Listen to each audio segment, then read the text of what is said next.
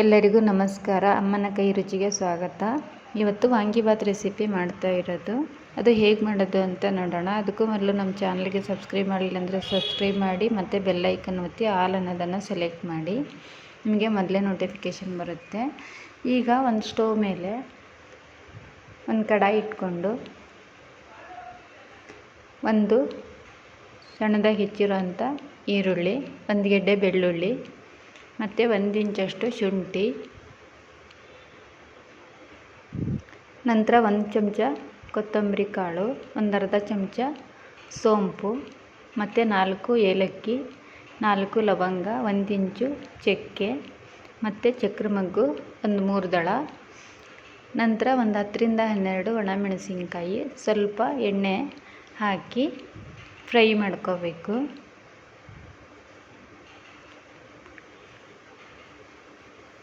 ಅದು ಈಗ ಚೆನ್ನಾಗಿ ಫ್ರೈ ಆಗಿದ ನಂತರ ಒಂದು 1/4 ಚಮಚದಷ್ಟು ಅರಿಶಿಣದ ಪುಡಿ ಹಾಕಬೇಕು. ಅರಿಶಿಣದ ಪುಡಿ ಹಾಕಿ ಫ್ರೈ ಮಾಡಬೇಕು. ನಂತರ ಒಂದು ಅರ್ಧ ಬಟ್ಲಷ್ಟು ತೆಂಗಿನಕಾಯಿ ತುರಿ ತಗೊಂಡಾಗಿದೆ, ಅದು ಕೂಡ ಹಾಕಿ ಫ್ರೈ ಮಾಡ್ಕೋಬೇಕು.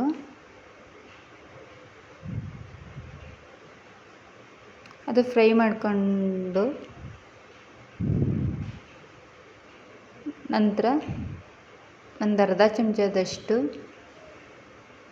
ಹಿಂಗು,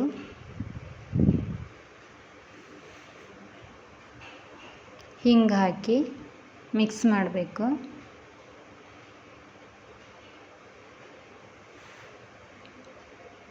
ಅದು ಮಿಕ್ಸ್ ಮಾಡ್ಕೊಂಡಾದ ನಂತರ ಆರೋದಕ್ಕೆ ಬಿಟ್ಕೊಂಡು ಒಂದು ಜಾರಲ್ಲಿ ಹಾಕಿ ಸ್ವಲ್ಪ ನೀರು ಹಾಕಿ ನುಣ್ಣಗೆ ರುಬ್ಕೋಬೇಕು.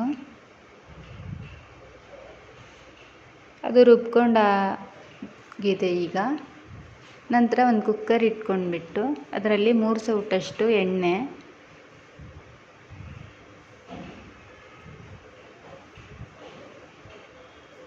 ಕಾದಾದ ನಂತರ ಅರ್ಧ ಚಮಚ ಸೋಂಪು, 1-2 ಏಲಕ್ಕಿ, 1 ಇಂಚು ಚಕ್ಕೆ, 1-2 ಲವಂಗ, 1 ಚಕ್ರ ಮಗ್ಗು ಹಾಕಿ ಫ್ರೈ ಆದ ನಂತರ 1 ಕಟ್ಟಷ್ಟು ಮೆಂತ್ಯ ಸೊಪ್ಪನ್ನು ತೊಳೆದು ಸಣ್ಣದಾಗಿ ಇಟ್ಕೊಂಡಾಗಿದೆ, ಅದು ಹಾಕಿ ಫ್ರೈ ಮಾಡಬೇಕು. ಅದು ಈಗ ಫ್ರೈ ಆಗಿದ ನಂತರ ಒಂದು 3 ಈರುಳ್ಳಿ ಈ ರೀತಿ ಉದ್ದಕ್ಕೆ ಹೆಚ್ಕೊಂಡಾಗಿದೆ, ಅದು ಕೂಡ ಹಾಕಿ ಫ್ರೈ ಮಾಡಬೇಕು. ಅದು ಎರಡೂ ಫ್ರೈ ಆಗಿದ ನಂತರ ಸಣ್ಣದಾಗಿ ಹೆಚ್ಕೊಂಡಿರೋ ಅಂಥ ಒಂದು 3 ಟೊಮೆಟೊ ಹಾಕಿ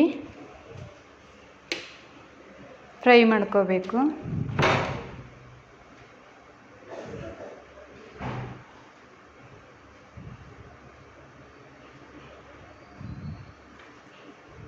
ಟೊಮೆಟೊ ಹಾಕಿ ಫ್ರೈ ಆಗಿದ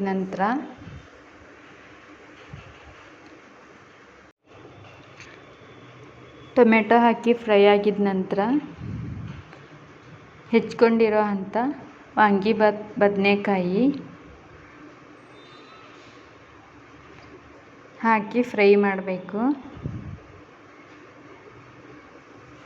ನಂತರ ಒಂದು ಸಣ್ಣ ಬಟ್ಲಿಂದ 1 ಬಟ್ಲಷ್ಟು ಹಸಿ ಬಟಾಣಿ ತಗೊಂಡಾಗಿದೆ, ಅದು ಕೂಡ ಹಾಕಿ ಫ್ರೈ ಮಾಡಬೇಕು 1-2ರಿಂದ 3 ನಿಮಿಷದ ಕಾಲ.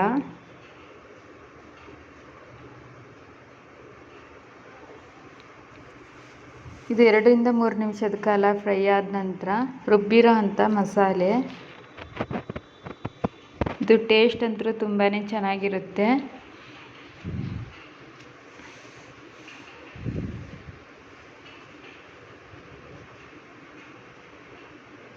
ಈಗ ರುಬ್ಬಿರೋ ಅಂಥ ಮಸಾಲೆ ಹಾಕಿ ಒಂದು 10 ನಿಮಿಷದ ಕಾಲ ಫ್ರೈ ಮಾಡಬೇಕು. ಇದು ಫ್ರೈ ಆದ ನಂತರ ಈಗ ಜೀರಾ ರೈಸ್ ಅಕ್ಕಿನ ತೊಳೆದು ಇಟ್ಕೊಂಡಾಗಿದೆ, ಅದು ಅಕ್ಕಿ ಹಾಕಿ ಮಿಕ್ಸ್ ಮಾಡ್ಕೋಬೇಕು.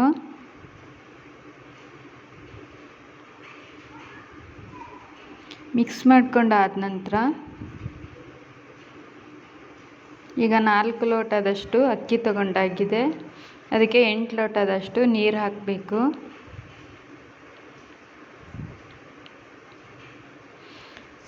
ಯಾವ ಅಳತೆಯಿಂದ ಅಕ್ಕಿ ತಗೊಂಡಿರ್ತೀರ ಅದೇ ಲೋಟದಿಂದ 1 ಲೋಟಕ್ಕೆ 2 ಲೋಟದಂಗೆ ನೀರು.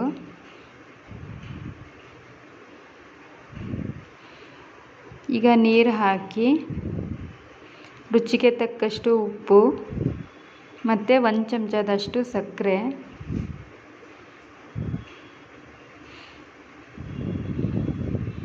ಈ ರೀತಿ ವಾಂಗಿಬಾತ್ ಮಾಡಿದರೆ ನೀವು ಕೂಡ ತುಂಬಾ ಇಷ್ಟಪಟ್ಟು ತಿಂತೀರಾ.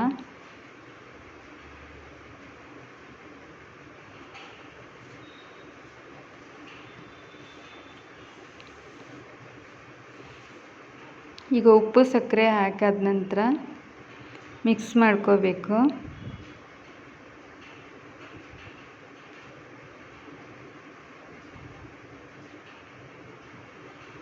ಅದು ಈಗ ಮಿಕ್ಸ್ ಮಾಡಿಕೊಂಡು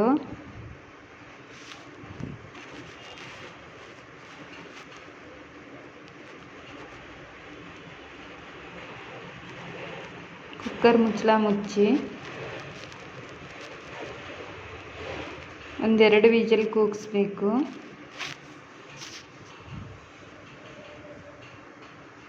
ಈಗ 2 ವಿಜಿಲ್ ಕೂಗಿ ಕೂಡ ಆಗಿದೆ, ವಿಸಿಲ್ ಕೂಡ ಹೋಗಾಗಿದೆ. ಈಗ ಮಸಾಲೆ ಎಲ್ಲ ನೋಡಿ ಹೇಗೆ ಮೇಲೆ ಬಂದು ನಿಂತ್ಕೊಂಡಿದೆ.